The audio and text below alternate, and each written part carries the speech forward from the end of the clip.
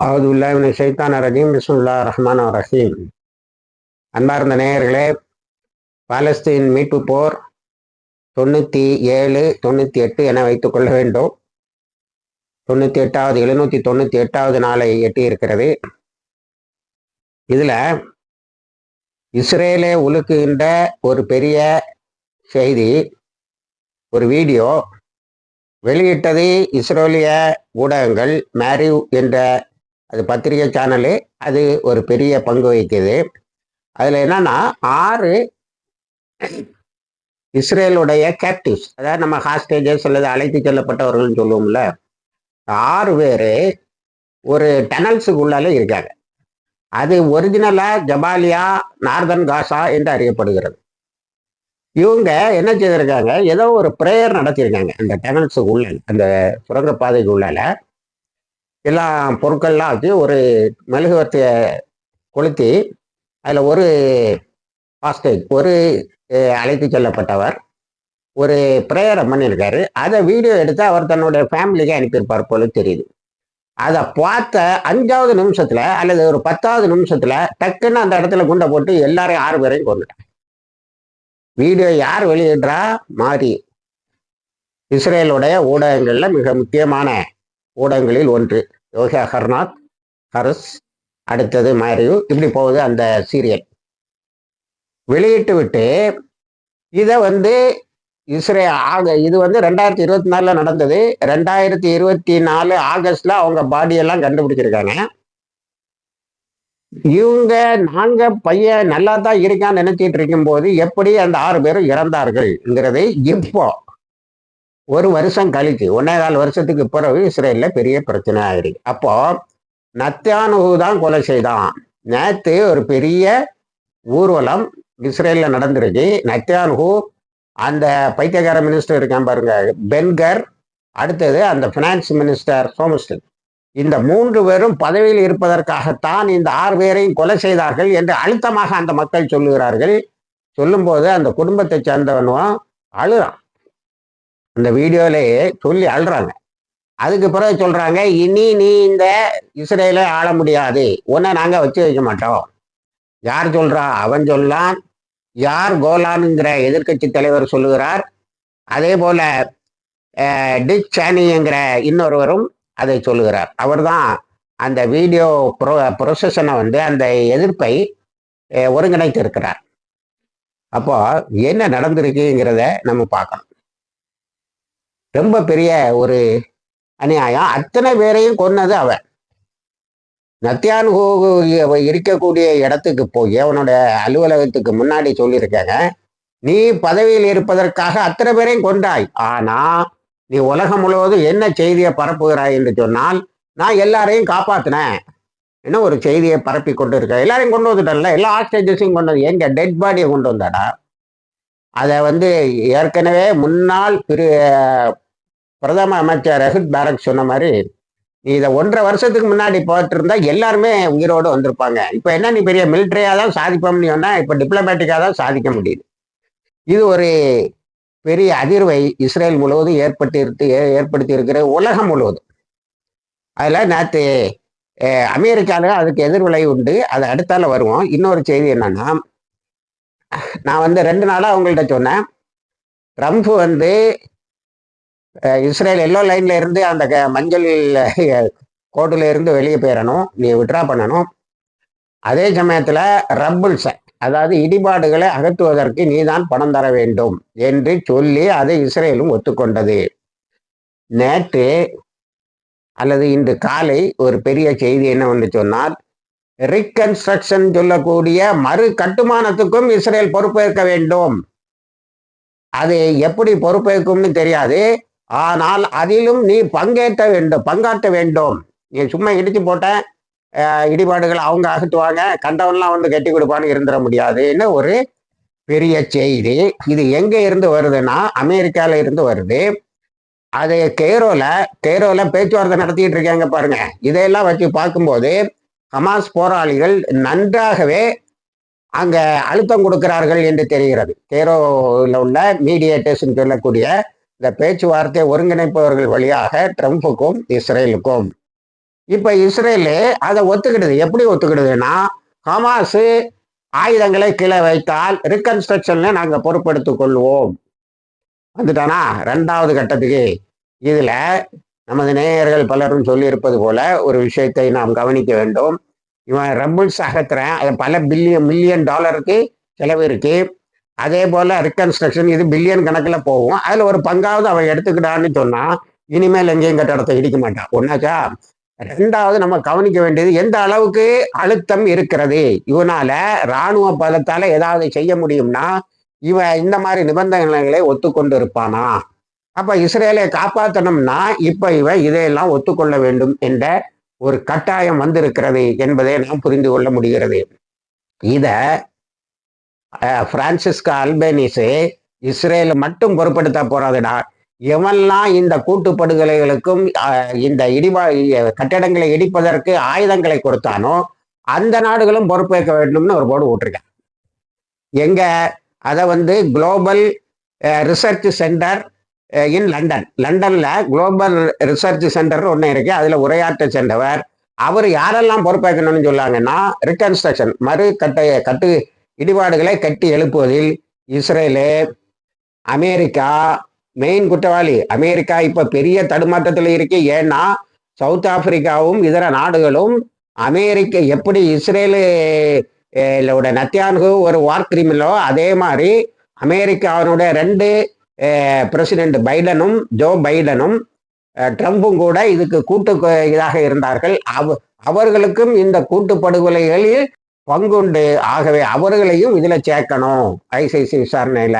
Trump இப்ப என்ன தெரியுமா சொல்லிட்டு இருக்கான், என்ன இங்க அமெரிக்காலாம் அதுல சேர்த்தீங்கன்னா இதை ஃபவுண்டிங் மெம்பர்ஸ்ன்னு சொல்லி எங்களுக்கு இருந்த ப்ரொடெக்ஷனை தாண்டி இது நடக்கும்னா, அதாவது அவரு இன்டர்நேஷனல் கோர்ட்டை கிரிமினல் கோர்ட்டை ஸ்தாபித்ததுல அமெரிக்காவுக்கும் பங்குண்டான். அதனால அவங்களுக்கு சில பாதுகாப்பு உண்டான். அதையும் தாண்டி இது நடக்கும் என்று சொன்னால் நான் பயங்கரமான பொருளாதார தடைகளை international court of justice, international court of criminal கோர்ட்டுக்கு, அதாவது அந்த தண்டனையை வழங்கினா அந்த ஹேகில் இருக்கக்கூடிய அந்த கோர்ட்டுக்கு மேல அதனுடைய தனி உறுப்பினருக்கு மேல இப்ப இதை போடுவேன், பொருளாதார தடை ஏற்கனவே போட்டுட்டேன். அதை அவங்க மிஞ்சி வந்துட்டாங்க.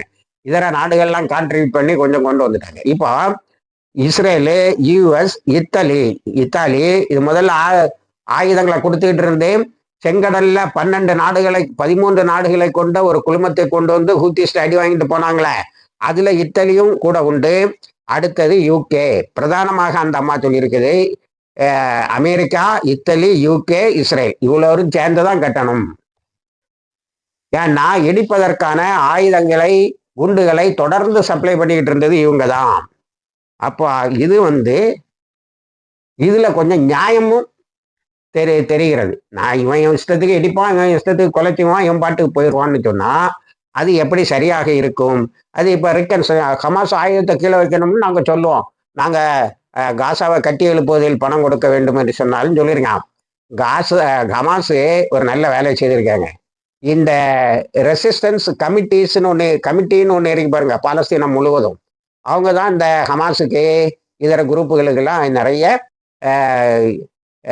ஆட்களை ரெக்ரூட் பண்ணி கொடுக்குறாங்க. சாராயா அல் குட்ஸுங்கிறது இவங்களுடைய ஏற்பாட்டில் வர்றது. ஆயுதங்களும் பெரிய அளவில் உதவி செய்யுது அவங்க தான்.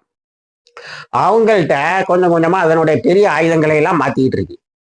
இதை கண்டுபிடிச்சு ஓஹோ பாரு அவங்க ரீபில்டு பண்றாங்க ரெசிஸ்டன்ஸை அப்படின்னு நத்தியானு கட்டிட்டு கிடக்கான் போடாம பாட்டுக்கு அப்படின்னு சொல்லிட்டு அதை விட்டுட்டாங்க.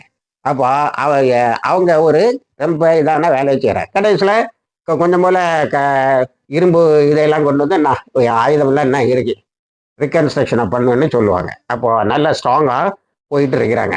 அடுத்தால ஒரு பெரிய நிகழ்வு என்னன்னா, அது ஊடகங்கள் ரொம்ப பெருசா சொல்லுது.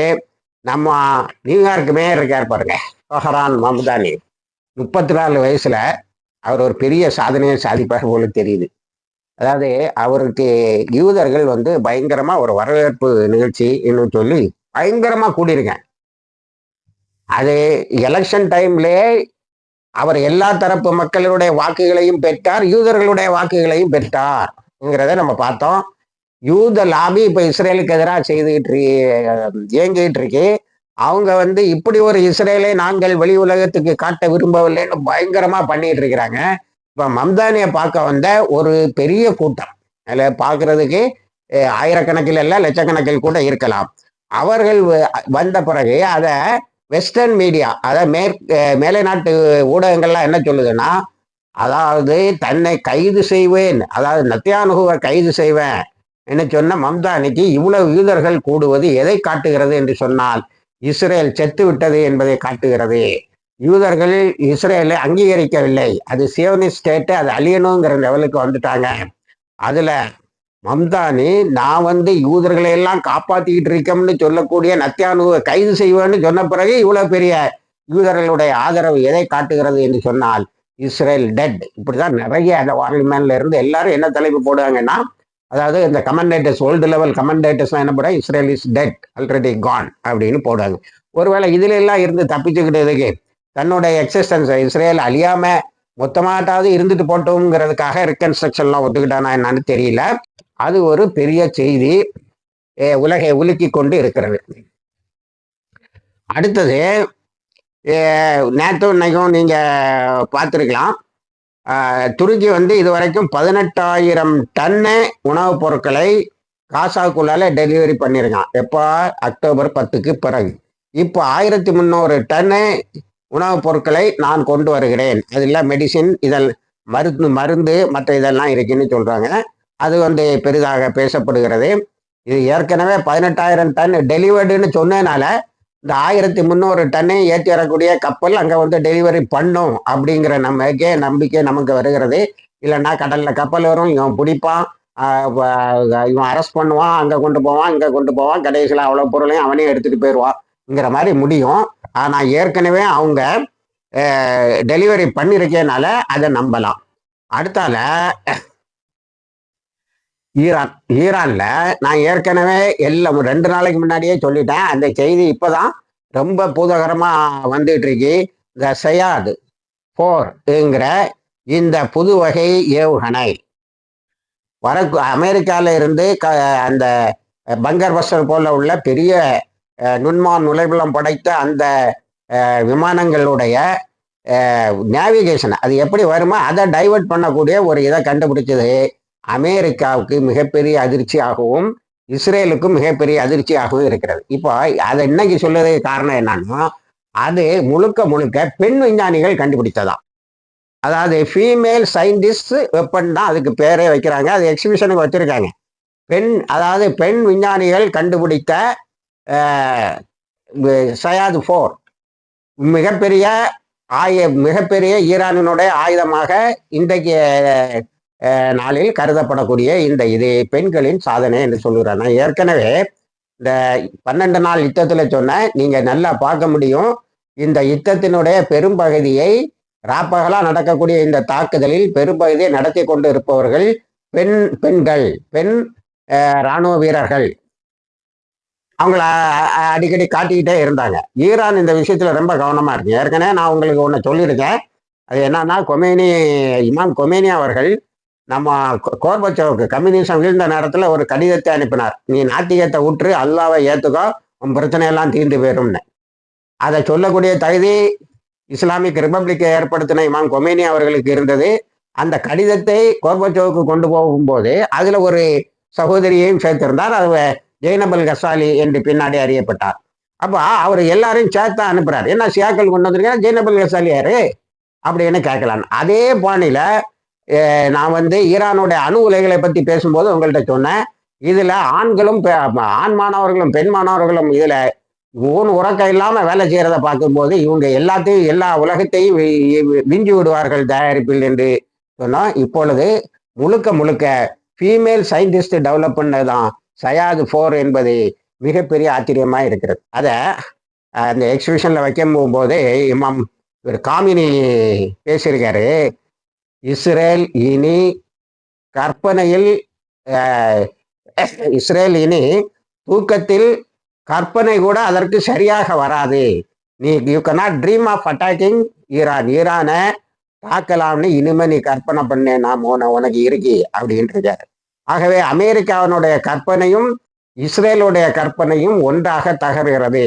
நீங்க அதாவது இந்த ப்ராசஸ்ல இந்த நேற்று நான் அந்த சிபி சிபியு 39, CB39U57, CBU57 இதெல்லாம் பற்றி சொல்லும்போது உங்கள்கிட்ட சொன்னேன். இந்த ப்ராசஸில், இந்த வெப்பன்ஸ் டெவலப்மெண்ட்ல, இந்த ஆயுதங்களை அவர்கள் உருவாக்குகிற இந்த நாட்களில் 5000 பொருளாதார தடைகளை சந்தித்து இருக்கிறார்கள். அவ்வளோத்தையும் தூர போட்டுக்கிட்டு முன்னேறி இருக்கிறார்கள். பொருளாதார தடைகளை ஏறி மிதித்து விட்டு, அமெரிக்காவினுடைய சவுடால்கள் அனைத்தையும் ஏறி மிதித்து விட்டு எப்படி வளர்வது விஞ்ஞானத்தில் என்பதை காட்டியிருக்கிறார்கள். அத்தனை தடைகளுக்கும் எதிராகத்தான் இந்த வளர்ச்சி என்று அவர் சொல்லியிருக்கிறார். சொல்லிவிட்டு இனி அமெரிக்கா வாலாட்ட முடியாது, இஸ்ரேலும் வாலாட்டாக முடியாது. அது கூட ஒரு வார்த்தையை IRGC கமாண்டர் சொல்லியிருக்காரு. இனி தாக்கினால் நோ சீஸ்ஃபயர். இனிமேல் நாங்கள் தாக்க தொடங்கினால், அல்லது நீ தாக்கி நாங்க தாக்கினாலும், இனி போர் நிறுத்தம் என்பது உனக்கு, எனக்கு, ஈரானுக்கு, இஸ்ரேலுக்கு கிடையாது அப்படின்னு சொல்லியிருக்கேன். அப்போ ரொம்ப ஸ்ட்ராங்கா தங்களை வளர்த்து கொண்டார்கள் என்று தெரிகிறது. இப்படி அது பிறகு ட்ரம்ப் வழக்கமான குளறுபடி. இப்போ இந்த H1B விசா இருக்குல்ல, இதுல 13,000 மாணவர்கள் வேலை வாய்ப்பு இழக்கக்கூடிய, அதாவது வெளி உலகத்தில் உள்ளவங்க இழக்கக்கூடிய வாய்ப்பு இருந்தா, அதுக்கு எதிராக பல கம்பெனிகள் கேஸ் போட்டது. இப்ப 20 ஸ்டேட்ல, 51 ஸ்டேட்ல 20 ஸ்டேட்டு கேஸ் போட்டிருக்கு. இந்த அதிகாரம், இந்த 9 லட்சம் விசாவுக்கு இருந்ததை 90 லட்சமா மாற்றக்கூடிய அதிகாரம் ட்ரம்புக்கு இல்லை அப்படின்னு சொல்லி கேஸை போட்டிருக்காங்க. ஒயிட் ஹவுஸ் இல்லை, அதிகாரத்துக்கு உட்பட்டது தானே, ரொம்ப எங்க செத்தவங்க கையில வெத்தலை கொடுத்தான்னு சொல்லுவாங்கல்ல, அது மாதிரி ஒரு அறிக்கையை விட்டு இருக்கிறது. ட்ரம்புக்கு அடிமேல் அடி கிடைச்சிட்டு இருக்கு.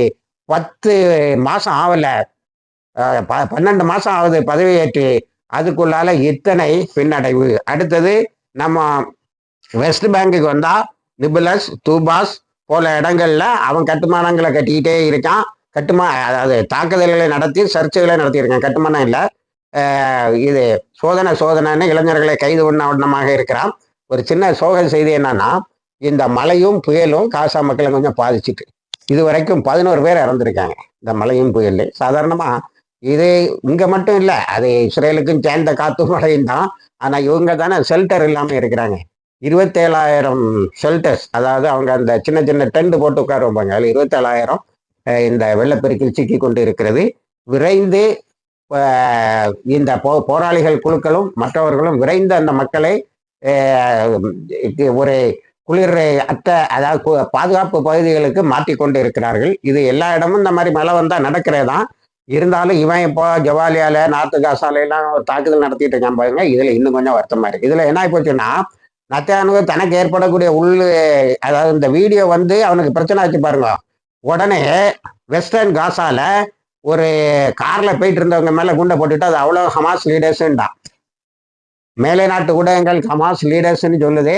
ஆனால் பாலஸ்தீன் கிரானிக்கல், அல்சபா நியூஸு இவங்கெல்லாம் என்ன சொல்றாங்கன்னா, 10 பேர் அங்க 10 முக்கியஸ்தர்கள் தான் போனாங்க. அவங்க ஹமாஸுக்கும் அவர்களுக்கும் தொடர்பு இருக்கிறதாட்டு இதுவரை யாரும் ஒத்துக்கொள்ளவில்லை. அதுல 2 பேர் ஷஹீது, மீதி உள்ளவங்க ஆஸ்பத்திரியில அனுமதிக்கப்பட்டு இருக்கிறார்கள் என்று சொல்லுகிறார்கள். இஸ்ரேல் நெட்டானுங்க என்ன சொல்றாங்கன்னா, அவங்க ரெக்ரூட் பண்ணிட்டு இருந்தாங்க, ஹமாஸை ரீபில்ட் பண்ணிட்டு இருந்ததை நான் என் கண்ணால பார்த்தேன், அதனாலதான் தாக்கினோம்னு ஒரு பொய்யை கட்டவிழ்த்து விட்டு இருக்கிறான். சிரியால டமாஸ்கஸுக்கு மேல நேற்று தாக்குதல் நடந்திருக்கு. மேல தாக்குதல், வான்வழி தாக்குதல், கீழே இஸ்ரேலிய படைகள் முன்னேறி சென்றிருக்கின்றன. அது ஜூலானி என்ன முடிவெடுப்பார் என்று தெரியவில்லை. ஏற்கனவே அவர் ரொம்ப வெக்ஸாகி போயிருக்காரு, இந்த பைகளை நம்பினது பெரிய கஷ்டமாயிட்டேன்னு. அடுத்தது பெத்லஹேம்லையும் கெடுபிடிகளை கட்டவிழ்த்து விட்டு இருக்கிறான். அது இயேசு பிறந்த இடத்துல கிறிஸ்தவர்கள் அறிக்கை விட்டுருக்காங்க, நாங்க இப்போ இஸ்ரேல்ல பாதுகாப்பாக இல்லை, நத்தயானுவை நம்ப முடியாதுன்னு. இத்தனை கெடுபிடிக்கு இடையிலும் அல் அக்ஸா பள்ளிவாசலில் 60,000 பேர் ஜும்மா தொழுது இருக்கிறார்கள். அழகான நேர்த்தியான ஜும்மா உரை ஒன்றை இமாம் சாப் அவர்கள் நடத்தி இருக்கிறார்கள்.